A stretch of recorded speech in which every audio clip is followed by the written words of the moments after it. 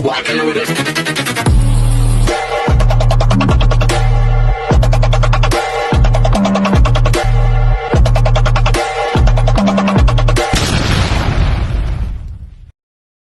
Hi everyone! Good evening! I'm back! It's your Mama Sam para dito sa Sam Sam TV. Kamusta naman kayo mga amigo, amiga, kumare at kumpare? Sana lahat kayo ay okay at safe ngayong araw na ito. At syempre kung ako naman ang tatanungin nyo, nakikita naman ninyo fresh overload pa rin ang Mama Sam ninyo. So yon. So kamusta naman kayo? Sana lahat kayo ay okay na okay at safe ngayong araw na to. Syempre, kung ako naman, nandito lang ako sa bahay, naglaba ako kanina, naglinis ng bahay, lahat na lang ng gawain dito sa bahay ay ginawa ko ng bonggang-bongga. And then, ayun, kanina nag-live din kami ni Gazel. Sana napanood ninyo sa Some Bruises Crown ng bonggang-bongga. Masaya yung live namin. Nakapaghapunan na kami ni Charot. Kumain kami ng merienda kanin kasi aalis ako. So, meron akong imimit. Meron kaming gagawin and then kailangan kong umalis. Pero kumain na muna ako para may laman yung tiyan ko. So, yon. So, ito na nga. Diyos ko. Nabasa ko kanina at napanood ko sa interview ni Boy Abunda etong si Ariela Arida at saka si Janine Togono na nag-guest kay Boy Abunda. At tinanong sila ni Boy Abunda regarding doon sa no age limit. At ayun, magbibigay tayo ng reaction doon ng bonggang-bongga. So, silang dalawa ay hindi san-ayon regarding dito sa age limit. O di ba nagpakatotoo lang si Janine Togonon at saka si Ariela Arida sa kanilang nararamdaman. Actually, hindi naman nila kailangan mag-explain kasi wala naman silang i-explain. Kasi parang feeling ko, hindi naman sila sasali sa Miss Universe at wala naman sila sasalihan, di ba? So parang feeling ko tama yung sagot nila. Nagpakatotoo lang sila. Kahit din naman ako, san-ayon ako ng bonggang-bongga doon sa sagutan nila. So si Janine Togonon, ang explain niya kung bakit hindi sa san-ayon doon sa no age limit. Kasi daw, syempre, kahit daw sa mga modeling, di ba, sa lahat ng aspeto ng trabaho, iba daw ang ibinibigay ng energy ng mga bata at iba din yung ibinibigay ng energy na may edad na. At agree naman ako doon. Totoo naman yung sinabi ni Janine Togonon. To be honest, iba yung freshness ng pagiging bata, iba yung freshness ng may edad na. So, hindi sila parehas. Malaki yung advantage ng mga bata in terms of beauty kasi fresh overload. At iba yung aura nila, di ba? Hindi katulad ng medyo may edad na, swerte mo kapag timeless beauty ka katulad ni Stephanie Hanson, di ba? So, yun. So, hindi talaga siya parehas. Meron nga ako nakitang kandidata ng Miss Universe Philippines, medyo may edad na, pero nakita talaga na mukhang may edad na siya, di ba? So yun, so kailangan kasi talaga magkaroon pa rin ang Miss Universe ng age limit. Importante to na may age limit pa rin sila. Hindi po pwede sasabihin nila no age limit, pwede sumali ang mga 60 years old. Kaya nga doon sa mga queens na sinasabi nila, naiintindihan namin regardless lang man ng age limit. It's only about the number. Kalokohan yun para sa akin. Totoo naman na parang age is a number. Pero kasi dapat meron tayong pinagkatandaan. Alam mo yon, napaka-importante pa din na nag-grow tayo as a person. Iba syempre yung mga ipinapakita ng mga may edad na sumasali dito sa pageant. Syempre, una, pag pinagtupis mo sila or nag-swimsuit sila, hindi naman po pwede maging proud sila sa mga kulubot nila, di ba? So yun, isa yun sa mga parang dapat maintindihan natin na iba pa rin yung katawan talaga ng kabataan. Ako para sa akin, ang beauty pageant talaga, para lang to sa mga 18 to 25 years old or 26 or 27.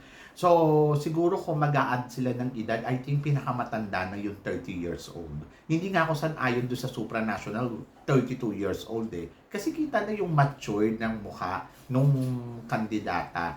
Mas gusto ko pa rin na dapat mag-focus tayong lahat doon sa dapat ang edad lang nila hanggang 30 years old. Kasi kung sosobra na sila doon, parang feeling ko, dapat hindi na to yung ginagawa ng mga kandidata. Tama yung sinabi ni Ariela Arida na kung wala ka kasing age limit, hindi mo ipupush yung sarili mo kasi sasabihin mo naman, pwede pa naman ako sumali in the future. Di ba? Sabi nga ni Shamsi Supso, pag-aral ka muna. So, saka ka na lang sumali ng pageant kapag ready ka na. So, saka ka na lang sumali kapag 35 years old ka na lang, di ba? So, ang akin, hindi dapat hintayin yung 35 years old, hindi dapat hintayin yung 30 years old. Dapat 18, tinatry mo nang sumali ng pageant kasi parang feeling ko, dito ka makakakuha ng experience. And then kung hindi ka magtagumpay, pwede ka uling mag-try out, di ba? So, pwede kang bumalik after 5 years and then I think sa pagbabalik mo, mas iba na, mas mature na. Kaya nga sinasabi ko, 18 to 20, 18 to 30 years old. So, parang feeling ko may chance kasi sila na kung hindi man sila manalo sa pageant, may chance sila na bumalik kung gusto nilang bumalik. So, siguro, kapag natalo sila sa pageant, pwede silang mag-aral muna and then i-develop pa yung skills na nalalaman nila or yung sarili nila para sa beauty pageant. So, yun yung gusto kong mangyari doon sa hanggang 30 years old. So, yon. Hindi ko sinasabi na parang, o sige, kapag 35 ka na, bumalik ka. And then, kahit yung mga married and may anak, parang feeling ko hindi na dapat yan eh. Hindi na dapat yan sinasali doon sa Miss Universe kasi dapat nasa ibang linya na yan. Dapat kasi parang iba na yung ginagawa nila sa mga edad na 31 to 35. Parang iba na dapat yung ginagawa nila. Hindi yung pageant lang yung nakafocus sila. Kung may anak sila, dapat nag-aalaga sila ng anak, di ba? Si Jessa Haller na, di ba? Kaya nga siya na quit or hindi siya sumali dito sa Miss Universe Davao. Dahil gusto niya munang mag-focus na lang muna doon sa pag-aaral niya, mag-focus doon sa asawa niya, mag-focus doon sa anak niya. At tama yon kung iisipin mo. Hindi dapat pageant ang priority mo dito kasi may pamilya ka. And then, dapat ang priority mo kung paano ka mag-grow as a person para magkaroon ka ng business, magkaroon ka ng, yung alam mo yun, yung strong na pagkukuhanan mo talaga para sa pamilya mo. And yun yung importante. And I think si Jessa nagawa niya na yung ano niya eh, yung part niya as a beauty queen. Kumbaga nakasali na siya noon, nabigyan na siya ng opportunity na mag-join sa Binibining Pilipinas, naging Miss Supranational siya, tumaban na siya na international pageant, na-represent niya yung bansa. Isa ng magandang kwento yun. And then parang feeling ko it's enough na, di ba? Kaya nga sabi ko, siguro dapat talaga merong limitado din yung age. So tama yung sinasabi nila Ariela Arida at saka ni tawag dito Janine Togono na dapat may limit sa lahat. Hindi yung parang okay lang kasi no age limit naman. Pwede akong sumali dito kahit 40 years old na ako. Sige, okay lang, join ako sa pageant kasi this is my dream. May mga bagay tayo na pinupush natin yung dream natin. Pero hindi doon sa pageant. I think kung gusto mo maging beauty queen, dapat gawin mo yan habang bata ka pa. So, dapat simulan mo yan kung talagang pangarap mo maging isang Miss Universe o pangarap mo maging isang beauty title. So, dapat gawin mo siya sa age mo 18 to 20 or 30 years old. So, kaya nga sinasabi ko, 30 years old para sa Miss Universe, okay na okay yun. And then, kung tingin mo naman na parang, after ng 30 years old mo, dapat iba na yung ginagawa mo. Dapat career woman ka na.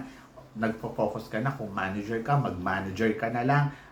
Gawin mo pa kung paano ka magiging CEO ng kumpanya. Ganon. And then, kung tingin mo naman ay mother ka na, mag-alaga ka ng anak mo. Paalagaan mo maigi yung anak mo. And then, kung single mom ka naman, hindi naman na kailangan yung kwento mo dito sa Miss Universe. Kailangan maging mom ka na lang or pagtuunan mong pansin yung anak mo. Ganon. So, dapat ganun yung ginagawa. Kasi parang feeling ko, yung mga kwentong ganito, hindi na sinasali. Kung halimbawa, Miss ka, tapos gusto mo sumali sa pageant, I think go to the Mrs. Universe. Kasi sa Mrs. Universe, Mrs. International, Mrs. World, meron silang platform para dito and then para maipapackage yung tama na pagiging nanay mo kasi ang mga pinag-uusapan doon, paano ka ba bilang nanay, paano ka ba bilang asawa, paano ka ba bilang and then hindi mo kailangan magtuon ng maraming oras. And then yung training mo, hindi mo naman kailangan na bonggang-bonggang pasarela training, hindi mo kailangan magpupis ng bonggang-bongga. Kumbaga maganda yung limit ng pageant na yon. And I think it's enough. Hindi katulad dito sa Miss Universe na makikipagbardagulan ka talaga, makikipagpukpukan ka talaga. And then tulad nga sinasabi ni Jet Togonon, yung energy na binibigay ng bata ay iba sa ibinibigay na may edad na. And then, totoo naman yun, kahit din naman ako, nung bata ako, mas energetic ako, kaya kong hindi matulog ng buong araw.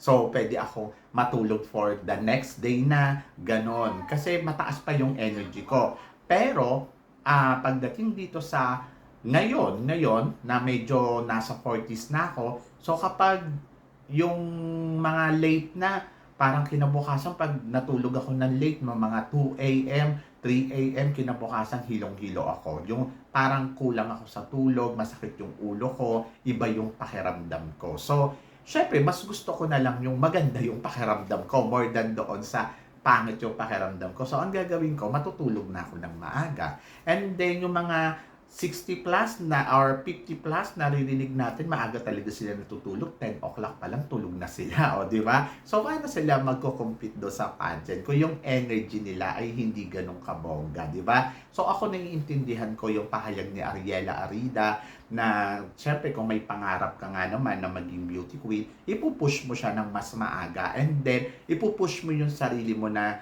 or after ko mag-study, after ko mag-aral, gusto ko kasi maging beauty queen, so gusto ko naman to i-try. And then, pwede mo i-push na yung sarili mo kasi may trabaho ka na, meron ka ng income, so kaya mo na makipagsabayan. Ngayon, kung natalo ka, pwede mo pa i-try kasi hanggang 30 years old naman siya. So, mga ganun na bagay. So, ayun yung proper, and I think ayun yung tama. Hindi yung parang, parang nawalan tayo ng limitasyon sa mga bagay-bagay. So, parang hindi magandang tignan at hindi magandang example sa atin lahat. Diba? So, syempre, ang concern pa rin natin is health. Ang concern pa rin natin yung mental health.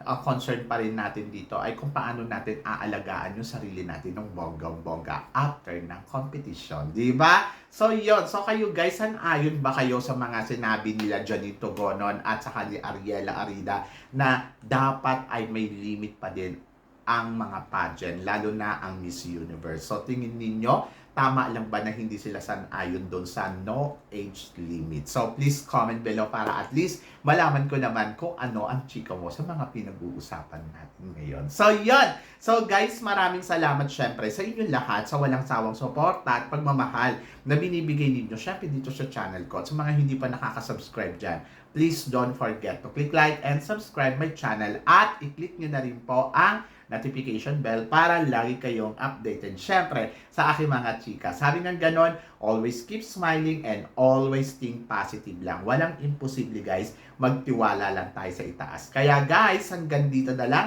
hanggang sa muli nating chikahan. See you tomorrow. Thank you guys!